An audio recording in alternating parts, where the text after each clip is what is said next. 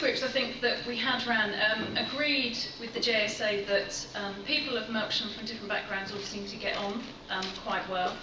but we did feel that there was a reliance on certain key people who volunteer, who seem to do everything, and that was backed up by the amount of people here tonight, volunteers, that seem to be wearing several hats and representing several different things. Cost was also one of the issues that was raised, that it made it prohibitive for some of the people in the community to come out and do some of the arts and sports and leisure activities. Again, looking back to the research, that we had quite high incidences of more people on benefits and more deprivation areas, and there's hopes that the campus will mean that that will be taken into account when that pricing is done. In terms of the top 3 priorities we had, one was increasing the volunteer base, secondly to give a greater voice to the younger people, and our top priority really, it all came back down to communication and improving that.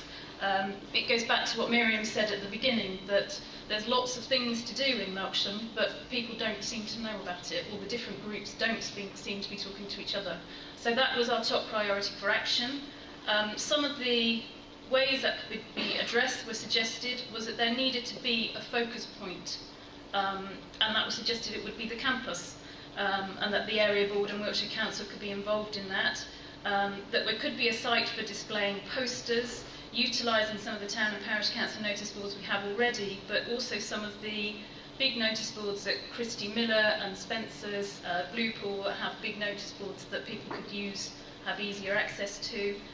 There was talk of the Melksham Town Guide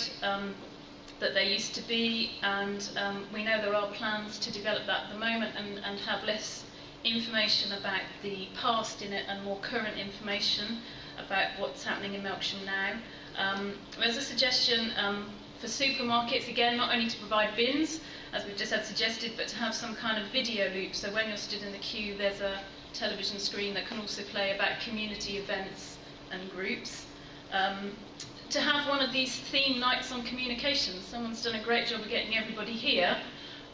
so the information is there, it's just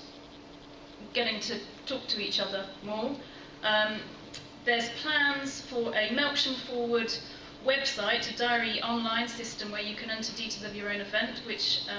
Graham Ellis and Wellhouse Manor are working on already. A suggestion of getting different groups and different people to come forward, of having murals on drab buildings around the town, a graffiti wall, some sort of cultural arts trail through the town with industrial and the area with industrial artefacts. Celebrating community in the community, so ideas for the Diamond Jubilee. In 2015 it will be 200 years of the spa. Having a museum in the campus, and just getting more volunteers, so it's not the same people. Having some way of